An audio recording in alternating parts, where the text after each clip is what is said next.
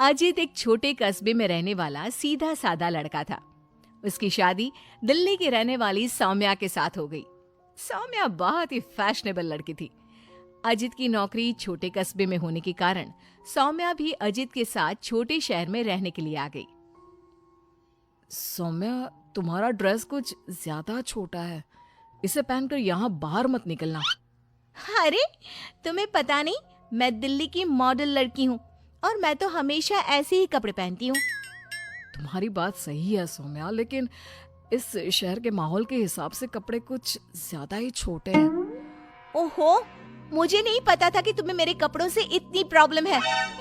सौम्या, मुझे तुम्हारे कपड़ों से कोई परेशानी नहीं है, लेकिन अगर तुम ऐसे बाहर जाओगी तो लोग तुम्हें अजीब ढंग से देखेंगे। अच्छा ठीक है, अब तुम ऑफिस जाओ, तुम्हारा ऑफिस जाने का वक्त हो गया है। अजित को लगता है कि शायद सौम्या ने उसकी बात मान ली है। वो ऑफिस चला जाता है। थोड़ी देर बाद सौम्या अपना शॉर्ट ड्रेस पहनकर घर से बाहर, आधा किलो टमाटर देना। मैडम जी, कहीं बाहर से आए लगते हो, पहली बार शहर में आई हो का? तुमसे क्या मतलब? और तुम मुझे ऐसे घूर घूर के क्यों देख रहे हो? अरे नहीं नहीं, ऐसी कोई बात नहीं है, बस आपके कपड़ों को देखकर लग नहीं रहा कि आप शहर की रहने वाली हैं। तुम अपने काम से काम रखो, मैं चाहे कुछ भी पहनूं, तुम्हें उससे क्या? सौम्या सब्जी लेकर अपने घर चली जाती है। शाम को अजित घर वापस आता है। सौम्या, कल मम्मी पापा आ रहे हैं। देखो, तुम ना उनके सामने साड़ी पहन कर रहना, वरना मम्मी बुरा मान जाएंगी। अरे यार, तुम भी ना जब देखो तब मेरे कपड़ों को लेकर परेशान रहते हो। अरे बस 2 दिन की तो बात है सौम्या, उसके बाद तो मम्मी पापा वापस घर चले जाएंगे। अच्छा ठीक है ठीक है। अगले दिन अजित ऑफिस चला जाता है और पीछे से सौम्या के सास ससुर घर पर आते हैं। लेकिन अजित के घर पर ना होने की वजह से सौम्या ने साड़ी नहीं पहनी थी और वही छोटे कपड़ों में वो अपनी सास के सामने आ जाती है। नमस्ते मम्मी जी, पापा जी, कैसे हैं आप? अरे मैं तो आंखें बंद कर लेता हूँ, ये बहू ने कैसे कपड़े पहने हुए हैं। राम राम राम राम। अरे बहू, तुमको जरा भी शर्म नहीं आती? अपने सास ससुर के सामने इतना छोटा ड्रेस पहनकर घूम रही हो। क्या अजित ने तुमको बताया नहीं कि हम लोग तुमसे मिलने आ रहे हैं?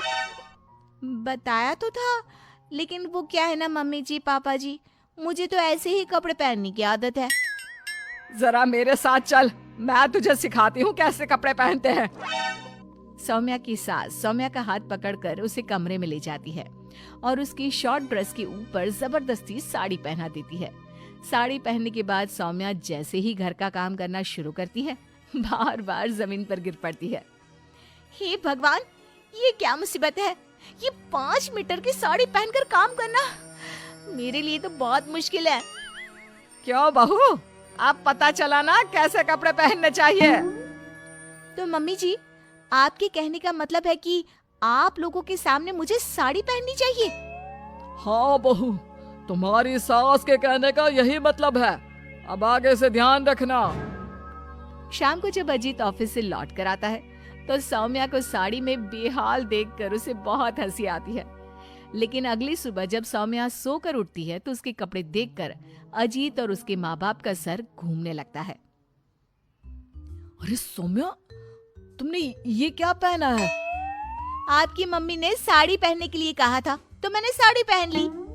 लेकिन